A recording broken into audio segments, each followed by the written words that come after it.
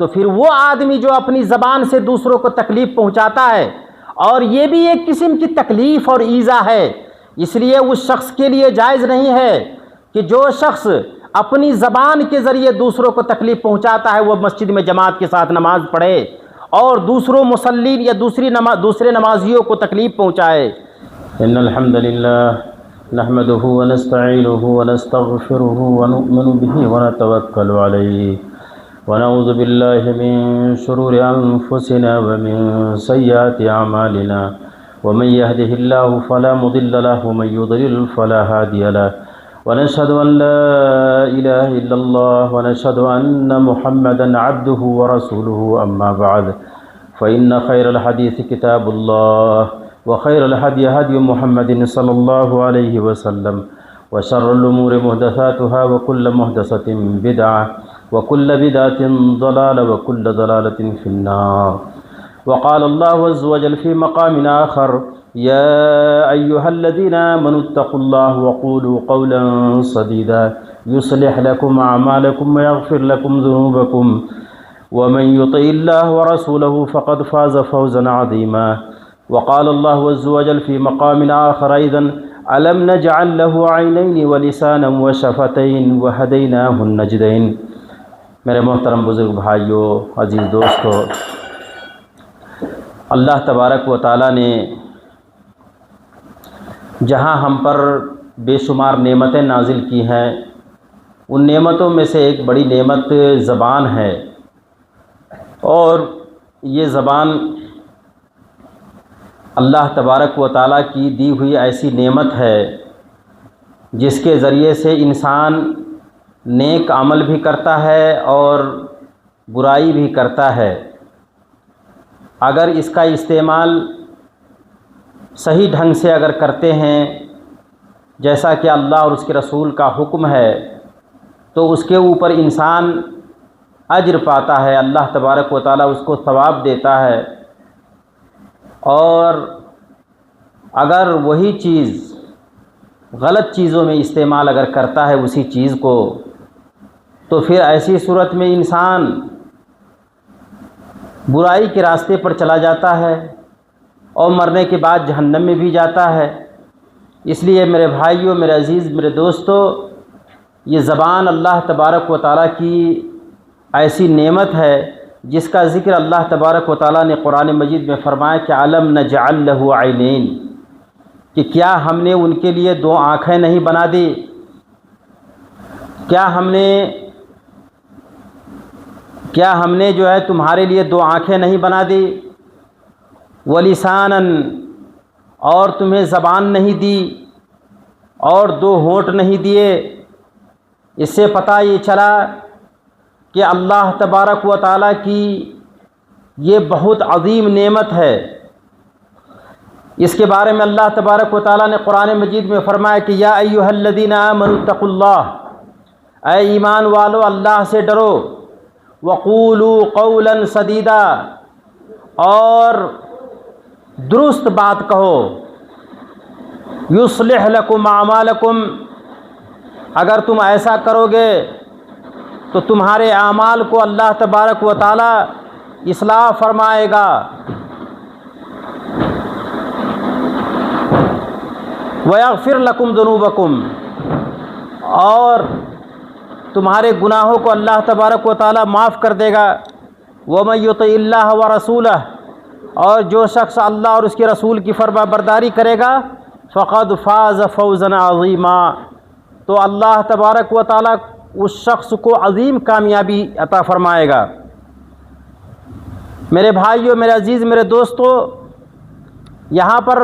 اس آیت کریمہ میں اللہ نے فرمایا کہ وَقُولُوا قَوْلًا سَدِيدًا، کہ انسان کو درست بات کہنے کا حکم ہوا ہے، اور اگر کوئی شخص درست بات نہ کہہ سکے، نہ کر سکے، تو اس شخص کو چاہیے کہ وہ خاموش رہے۔ اس لیے کہ متفق علیہ روایت ہے،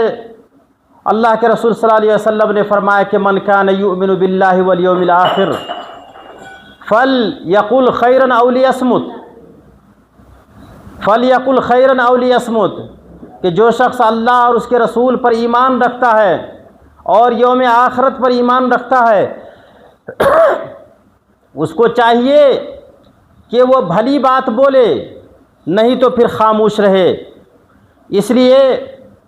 کہ خاموشی کا بھی بڑا مقام اور مرتبہ ہے۔ بلکہ حدیث میں بعض آثار میں صحابہ کرام سے یہ ثابت ہے کہ جس شخص نے خاموشی اختیار کیا، من صمت نجا، تو وہ شخص کامیاب ہو گیا۔ اسی لیے ایک شاعر کہتا ہے کہ احفظ لسانک لا تقل مبتلا ان البلاء موکل بالمنطقی، کہا کہ اپنی زبان کی حفاظت کرو اور تم نہ بولو، اس لیے کہ بولو گے تو آزمائش میں مبتلا ہو جاؤ گے، اس لیے کہ آزمائش بولنے سے ہی آتی ہے۔ الا فیک مما لیس یعنیک قولہ بقفل شدید حیث ما کنت فاقفلی۔ اس شعر میں یہ بتایا گیا کہ زبان کی حفاظت اور خاموش رہنے کی کتنی اہمیت ہے اور زبان کی حفاظت کرنے کی کتنی اہمیت ہے۔ اسی لیے حدیث شریف میں ہے، حضرت ابو موسیٰ الاشعری رضی اللہ تعالیٰ عنہ سے مروی ہے، وہ فرماتے ہیں کہ میں نے رسول اللہ صلی اللہ علیہ وسلم سے کہا کہ اے اللہ کے رسول، قلت یا رسول اللہ ای المسلمین افضل، سب سے افضل مسلمان اس دنیا میں کون ہے؟ قال من سلم المسلمون من لسانی و یدی، کہ جس شخص کی زبان سے اور ہاتھ سے دوسرے مسلمان بھائی محفوظ رہتے ہیں، کہا کہ وہ شخص سب سے زیادہ اور سب سے افضل شخص اس دنیا کے اندر ہے۔ یہ روایت صحیح بخاری اور صحیح مسلم دونوں میں ہے، یعنی یہ متفق علیہ روایت ہے۔ میرے بھائیوں، میرے عزیز، میرے دوستو، زبان کی اتنی اہمیت ہے کہ اسی زبان کے پاس فرشتے رہتے ہیں، اور کون شخص کیا بولتا ہے فرشتے اس کو تحریر کرتے ہیں۔ وما یلفظ من قول الا لدیہ رقیب عتید، کہ جو بھی آدمی اپنی زبان سے کچھ بولتا ہے تو فرشتے اس کو قفس تحریر میں لے لیتے ہیں، اور قیامت کے دن حساب و کتاب ہوگا، اور جو شخص جتنی زبان چلایا ہوگا اللہ تبارک و تعالیٰ اس سے اتنا محاسبہ کرے گا، اور اس شخص کو اس کا جواب دینا پڑے گا۔ میرے بھائیوں، میرے عزیز، میرے دوستو، اسی کے تعلق سے صحیح بخاری کے اندر ایک اور حدیث ہے۔ نبی کریم صلی اللہ علیہ وسلم نے فرمایا، عن عبداللہ بن عمرو بن العاص رضی اللہ تعالی عنہ عن النبی صلی اللہ علیہ وسلم قال المسلم من سلم المسلمون من لسانہ و یدہ، کہ مسلمان وہ ہے جس کی زبان سے اور ہاتھ سے دوسرے مسلمان محفوظ رہے۔ والمہاجر من ہاجر ما نہی اللہ عنہ، اور صحیح مہاجر وہ ہے جس نے اللہ تبارک و تعالیٰ کی منہیات، یا اللہ تبارک و تعالیٰ نے جن چیزوں سے منع کیا ہے اس چیزوں سے آدمی رک جاتا ہے، وہ صحیح مہاجر ہے۔ لیکن وہ آدمی جس کی زبان سے، اس حدیث سے یہ پتہ چلا کہ جس شخص کی زبان سے اور جس شخص کے ہاتھ سے اگر کوئی دوسرا مسلمان محفوظ نہیں ہے تو وہ صحیح مسلمان نہیں ہے۔ اور اسی طرح جو شخص منہیات سے نہیں رکتا ہے، اللہ تبارک و تعالیٰ نے جن چیزوں سے منع کیا ہے ان چیزوں سے اگر وہ باز نہیں رہتا ہے تو ایسی صورت میں وہ صحیح مہاجر نہیں ہے، اس کو مہاجر نہیں کہہ سکتے ہیں۔ اس لیے حضرت عبداللہ بن مسعود رضی اللہ تعالیٰ عنہ کی ایک روایت ہے، انہوں نے فرمایا کہ سألت رسول اللہ صلی اللہ علیہ وسلم، میں نے نبی کریم صلی اللہ علیہ وسلم سے دریافت کیا، فقلت یا رسول اللہ، تو میں نے کہا کہ اے اللہ کے رسول، ای العامال افضل، کہا کہ عملوں میں سب سے افضل عمل کیا ہے؟ اللہ کے رسول صلی اللہ علیہ وسلم نے فرمایا کہ الصلاۃ علی میقاتہا، کہا کہ وقت سے نماز پڑھنا۔ سبحان اللہ، وقت سے نماز پڑھنے کی کتنی اہمیت ہے۔ بہت سارے لوگ ہیں جو اس میں کافی تہاون اور کافی تکاسلی اور سستی سے کام لیتے ہیں اور اس بات کی پرواہ نہیں کرتے کہ وقت پر نماز پڑھنے کی کیا اہمیت ہے، چنانچہ وہ وقت پر نماز نہیں پڑھتے ہیں اور وہ سوچتے ہیں کہ 2-3 نمازوں کو ملا کر کے ہم اپنے گھر میں پڑھ لیا کریں گے۔ ہر چیز کے لیے اللہ تبارک و تعالیٰ نے ایک وقت مقرر کیا ہے۔ ان الصلاۃ کانت علی المؤمنین کتابا موقوتا، کہا کہ نماز ایک ایسی چیز ہے کہ یہ اللہ تبارک و تعالیٰ کے پاس یہ مقرر کیا گیا اور اس کے لیے اللہ نے وقت مقرر کیا ہے۔ ان الصلاۃ کانت علی المؤمنین کتابا موقوتا۔ تو پھر اس کے بعد حضرت عبداللہ بن مسعود رضی اللہ تعالیٰ عنہ فرماتے ہیں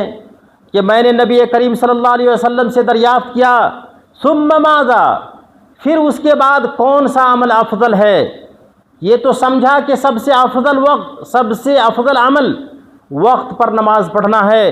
لیکن پھر اس کے بعد سب سے افضل عمل کیا ہے؟ کہا کہ ان یسلم الناس من لسانی، کہا کہ لوگ تمہاری زبان سے محفوظ رہے، یہ سب سے افضل عمل ہے۔ لیکن اگر آپ کی زبان سے آپ کے اڑوس پڑوس محفوظ نہیں ہے، آپ کے اعز و اقارب محفوظ نہیں ہیں، آپ کے دوست محفوظ نہیں ہیں، یا دنیا کے عام لوگ آپ کی زبان سے محفوظ نہیں ہے، تو ایسی صورت میں کہا کہ یہ اللہ تبارک و تعالیٰ کا مواخذہ ہوگا اور یہ سب سے برا عمل ہے، جو انسان اس کو سمجھتا نہیں ہے۔ اس سلسلے میں ایک امام ابن عبد البر نے اپنی کتاب الاستیعاب کے اندر ایک جگہ پر لکھا ہے کہ ان سے ایک شخص نے پوچھا کہ اس شخص کے بارے میں آپ کیا فرماتے ہیں اے ابن عبد البر، آپ اس شخص کے بارے میں آپ کیا فرماتے ہیں کہ جو شخص مسجد میں آتا ہے لیکن اپنی زبان سے دوسروں کو تکلیف دیتا ہے۔ بہت سارے لوگ مسجد میں آ کر کے گالی گلوچ کرتے ہیں، ایک دوسرے سے برا بھلا کہتے ہیں۔ کچھ لوگ ایسے ہیں جس کے اندر حیا نہیں ہے، شرم نہیں ہے، مسجدوں میں بیٹھ کر کے موبائلوں میں گانا بھی سنتے ہیں اور منہیات کا ارتکاب کرتے ہیں، جس چیز سے اللہ اور اس کے رسول نے روکا ہے وہ کام بھی کرتے ہیں، گویا کہ اس کے اندر وہ حیا نہیں ہے، تو اور اس کے ذریعے سے لوگوں کو تکلیف پہنچاتے ہیں۔ تو امام ابن عبد البر سے پوچھا گیا آپ اس شخص کے بارے میں کیا فرماتے ہیں کہ جو آدمی مسجد میں اپنی زبان کے ذریعے دوسروں کو تکلیف پہنچاتا ہے؟ امام ابن عبد البر رحمۃ اللہ علیہ نے فرمایا کہ اس شخص کی سزا ہے کہ اس کے لیے جائز نہیں ہے کہ وہ مسجد میں آ کر کے جماعت کے ساتھ نماز پڑھے۔ تو اس سائل نے پوچھا کہ آپ کے پاس اس کی کیا دلیل ہے کہ آپ زبان سے تکلیف دینے والے لوگوں کو جماعت کے ساتھ نماز پڑھنے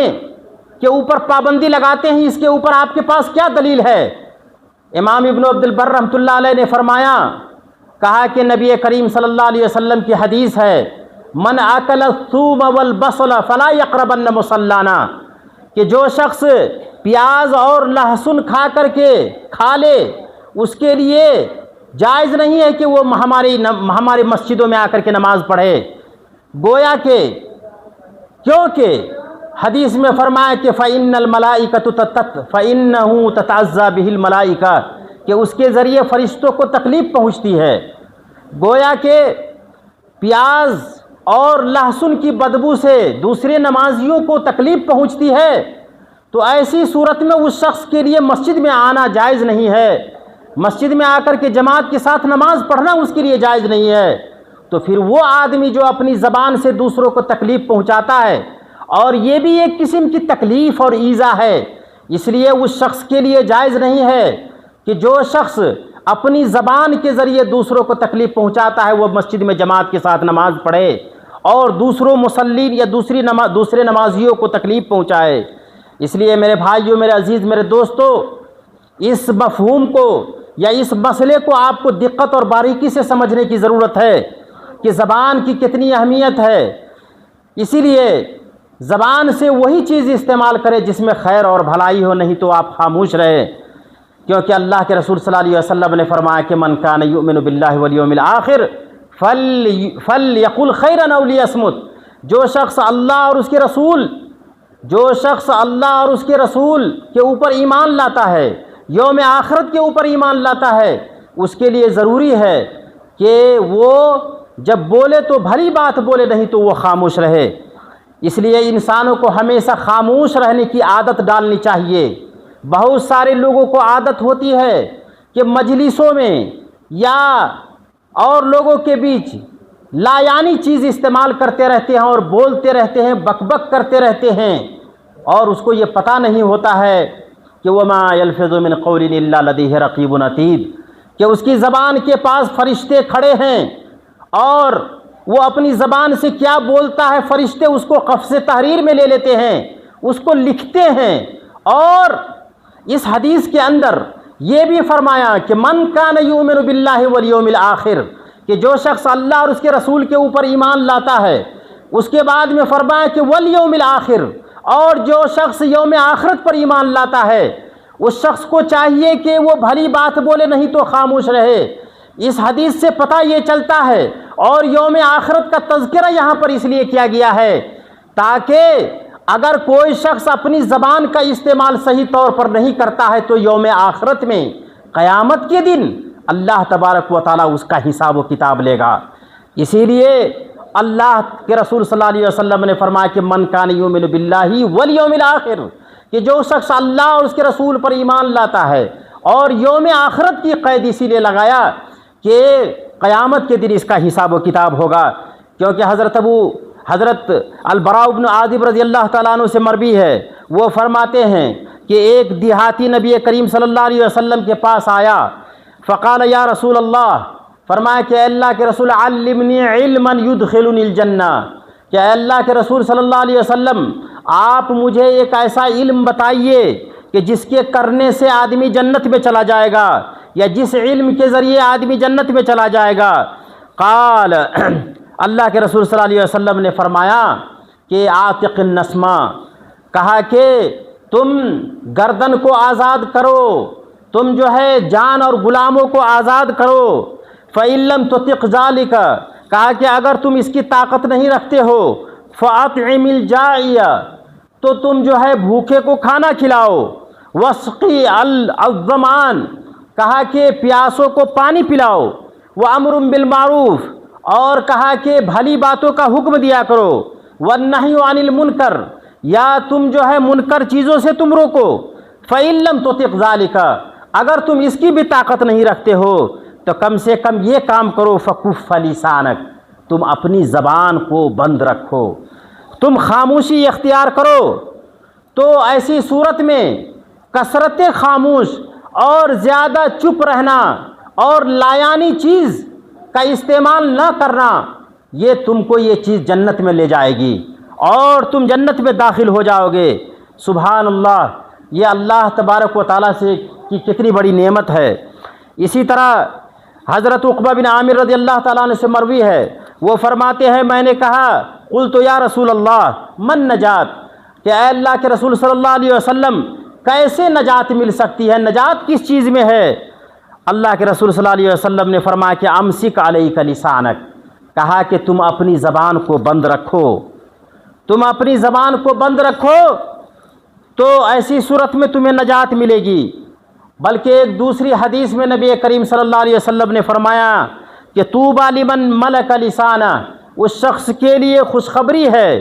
کہ جو شخص اپنی زبان پر قدرت رکھتا ہے۔ سبحان اللہ، یہ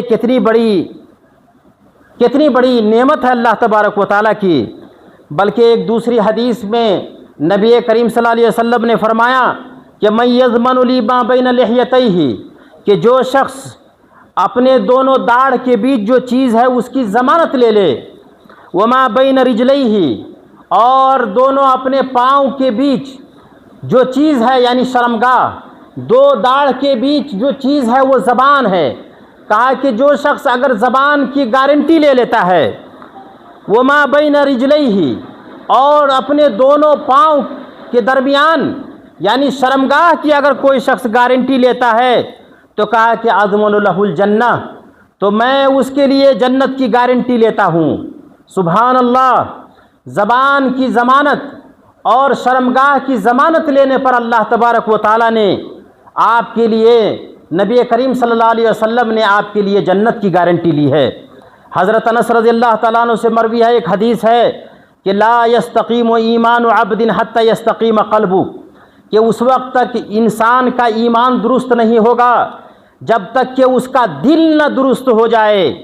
ولا یستقیم قلبہ حتی یستقیم لسانہ، اور اس آدمی کا اس وقت تک دل جو ہے درست نہیں ہوگا جب تک کہ اس کی زبان نہ درست ہو جائے۔ ولا يدخل الجنت رجل، اور وہ آدمی کبھی بھی جنت میں داخل نہیں ہوگا لا یامن جارہ بوائقہ، جس کی تکلیف سے اس کا پڑوسی اگر محفوظ نہیں ہے تو وہ شخص جنت میں کبھی نہیں جائے گا۔ اللہ کے رسول صلی اللہ علیہ وسلم نے اس حدیث کے اندر ہمیں اس بات کی تعلیم دی ہے کہ انسان کی زبان اگر صحیح طور پر اگر وہ استعمال نہیں کرتا ہے تو اس سے ایمان میں نقص اور ایمان میں کمی پیدا ہوتی ہے۔ افسوس ہے ان لوگوں پر جو اپنی زبان کو غلط چیزوں میں استعمال کرتے ہیں، اللہ کے ذکر کو چھوڑ کر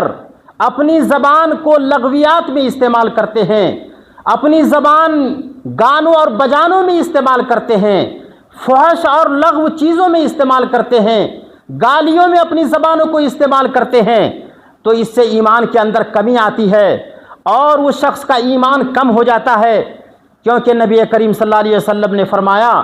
کہ اس وقت تک بندے کا ایمان صحیح نہیں ہو سکتا جب تک کہ اس کا دل نہ صحیح ہو جائے، اور اس کا دل اس وقت تک صحیح نہیں ہو سکتا جب تک کہ اس کی زبان درست نہ ہو جائے۔ ولا يدخل الجنت رجل،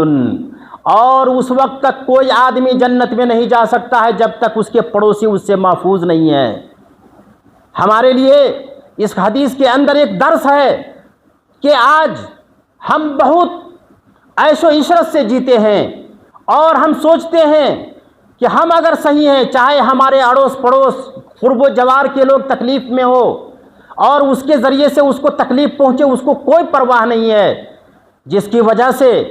انسان جنت جیسی عظیم چیز سے محروم ہو جاتا ہے،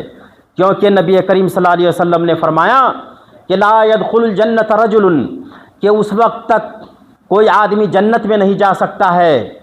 جب تک کہ اس آدمی سے پڑوسی اس کے پریشان نہ رہے۔ میرے بھائیو، میرے عزیز، میرے دوستو، اللہ تبارک و تعالیٰ سے دعا ہے کہ اللہ تبارک و تعالیٰ ہمیں کتاب اللہ اور صحیح سنت پر عمل کرنے کی توفیق عطا فرما۔ وآخر الدعوانا الحمد للہ رب العالمین، والسلام علیکم ورحمۃ اللہ وبرکاتہ۔